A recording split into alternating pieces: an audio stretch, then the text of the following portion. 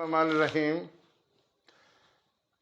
Channel सदाए जहानिया के मेज़बान अशरफ अदीब मशहदी का सलाम कबूल कीजिए।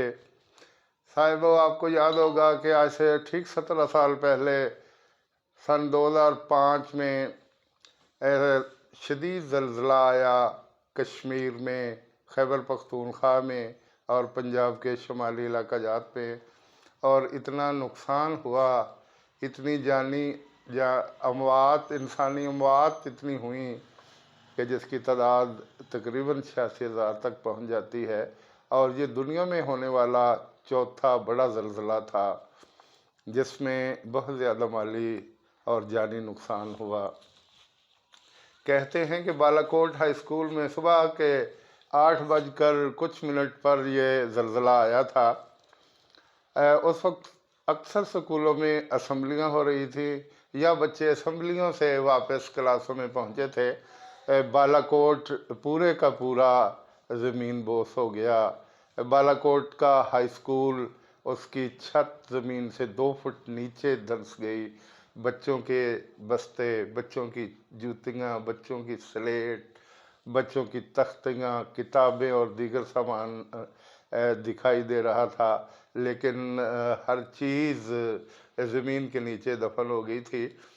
खुदा का करना देखो कि एक अकील नामी सवाती लड़का, उस्ताद ने उसको 45 की क्लास में से उस लड़के को बाहर फ़ोटो स्टेट करने के लिए भेजा कि ये कागज़ या पेपर फ़ोटो कापी करवा लाओ। वो पेपर फ़ोटो कापी करवा के अभी स्कूल के ग्राउंड में पहुंचा था कि ज़लज़ला आ गया और वो बच गया। बाकी सब के सब ज़मीन के नीचे दब कर शहीद हो गए, हलाक हो गए। और वहाँ अब भी इज्तिमाई कब्रें देखें तो 63 असातिज़ा और तलबा की एक इज्तिमाई कब्र दिखाई देती है और 21 तलबा और असातिज़ा की एक कब्र, इज्तिमाई कब्र दिखाई देती है और पूरी की पूरी इमारत आपको दिखाई नहीं देती। तो कहते हैं कि उस रोज़ सिर्फ बालाकोट, ये वो बालाकोट है जिसको 1831 में शाह इस्माइल शहीद और सैयद अहमद बरेलवी ने अपने खून से लालाज़ार किया था।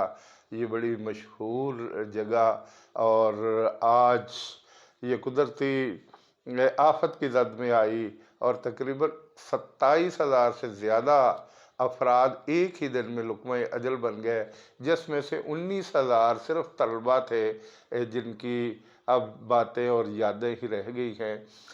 मैं तारीख़ पढ़ रहा था, वो बच्चा अकील सवाती जिसको उस्ताद ने फ़ोटो कापी करने के लिए भेजा था, वो बाद में पढ़ता रहा और आज वो मुताला पाकिस्तान का लेक्चरार है। कहता है मैं जब भी बालाकोट जाता हूँ मेरी आंखों से आंसू छलक पड़ते हैं। मैं उस जगह जाता हूँ जहाँ मेरी क्लास के 44 तलबा और असातिज़ा दफन हैं। शफ़क़त नामी एक तालिब इल्म मुझे बहुत अज़ीज़ था। हम इकट्ठे स्कूल आया जाया करते थे। जब उसकी डेड बॉडी मिली तो उसकी गर्दन नहीं थी, उसकी घड़ी और उसके जूतों से पहचानी कि ये उसकी लाश है। तो इन तरह के हालात में कहता है कि हमने वो तमाम मनाज़र देखे। कहते हैं कि एक गांव में पूरा का पूरा गांव ज़मीन बोस हो गया और कुछ लोग ऐसे थे जिनके मकानात गिरे और मकानात में जितने भी लोग थे वो सारे के सारे शहीद हो गए। जो बच गए उनके लिए हलाक शुदगान को दफन करना बड़ा मसला था।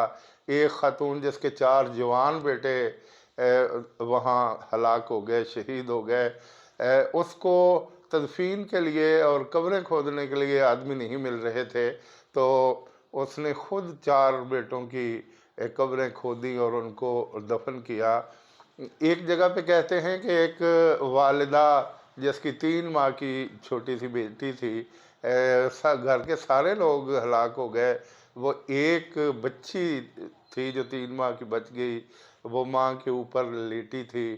खुदा का करना कि उसकी कमीज़ साइड पे हो गई और वो 3 दिन तक अपनी फौतशुदा माँ के पिस्तान चूसती रही اور خدا کا کرنا کہ اسے دودھ پہنچتا رہا، اور جب وہاں ٹیمیں پہنچیں تو وہ دیکھ کے خدا کو یاد کرنے لگے۔ تو اس طرح کے بہت سے واقعات ہوئے جو رونگٹے کھڑے کرنے کے قابل ہیں، جنہوں نے بہت سوں کے رونگٹے کھڑے کر دیے، جنہوں نے بہت سی آنکھیں اشکبار کر دی۔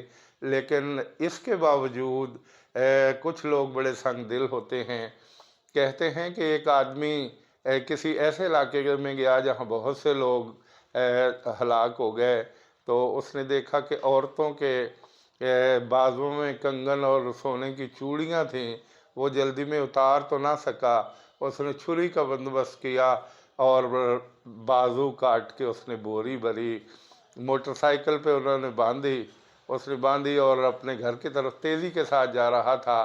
قریب سے بس گزری اور بس سے ایک سانپ نے چھلانگ لگائی اور اس نے فوراً اس کو ڈس لیا اور وہ وہیں تڑپ کے مر گیا۔ لوگوں کو تجسس ہوا کہ اس کی بوری کو دیکھی کہ اس میں کیا ہے، دیکھا تو اس میں سونے کے کنگنوں والے کٹے ہوئے بازو تھے، اور سب لوگوں نے کہا کہ خدا تعالیٰ نے اس شخص کو نقد سزا دی ہے اور یہ انسان کے لیے کافی ہے۔ ان دنوں شدید سردی پڑ رہی تھی، بہت سے ممالک نے امداد دی، پاکستانی فوج ہر لمحہ وہاں پہنچی، کیونکہ علاقے سڑکیں ٹوٹ چکی تھیں تو فوج کو پہنچنے میں بھی کچھ دیر ہو گئی۔ ظاہر انتظامات کر کے نکلنا پڑتا ہے۔ تھوڑی سی تنقید ہوئی کہ فوج بعض جگہ پہ تیسرے دن پہنچی، لیکن ان کا کہنا تھا کہ ہم پوری تیاری کے ساتھ نکلے تھے تاکہ ہمیں واپس نہ آنا پڑے۔ بہرحال وہ اس وقت تک رہے جب تک آخری آدمی کو، آخری شخص کو انہوں نے ریسکیو نہیں کر لیا، یا اس کو اگر فوت ہو گیا ہے تو اس کو دفن نہیں کر لیا۔ باہر سے امداد آتی رہی، پاکستان کے لوگ امداد کرتے رہے، لیکن اس کے باوجود کچھ لوگ ایسے تھے جو وہاں ہیرا پھیری کرتے رہے۔ بیرون ملک سے بڑے قیمتی عالمی برانڈ کے جوتے آئے اور تقسیم کرنے کے لیے، لیکن ایک آدمی نے اسے چھپا کے لنڈے بازار میں فروخت کر دیا۔ ایک آدمی وہ جوتا پہنے جا رہا تھا تو صحافی نے اسے پوچھا کہ کتنے کا؟ اس نے کہا میں نے لنڈے بازار سے 100 روپے میں خریدا ہے۔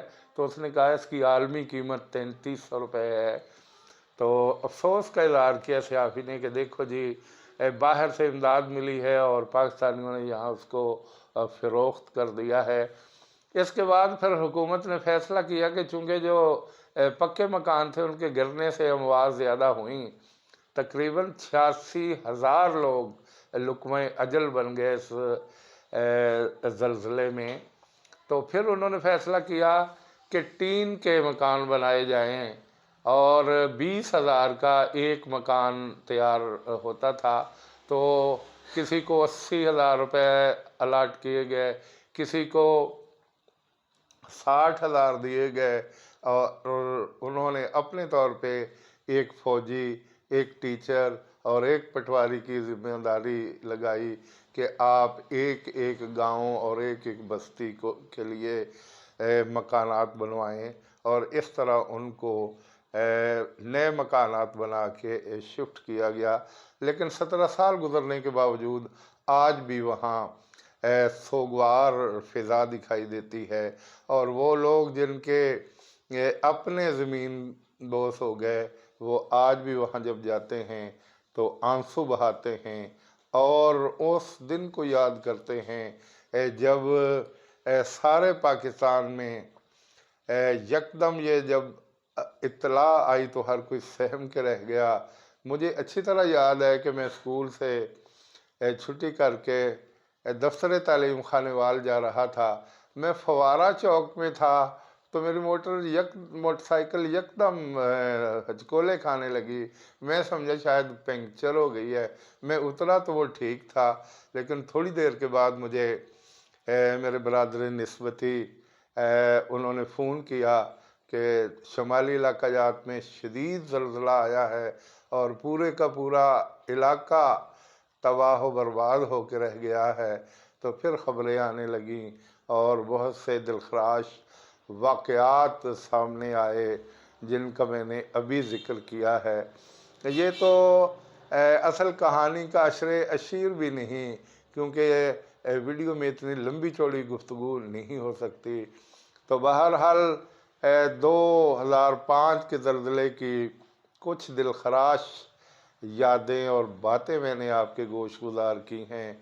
कभी वक्त मिला तो तफसील के साथ इस पर रोशनी डाली जाएगी। अल्लाह हमें अपने हिफ्ज़ व अमान में रखे।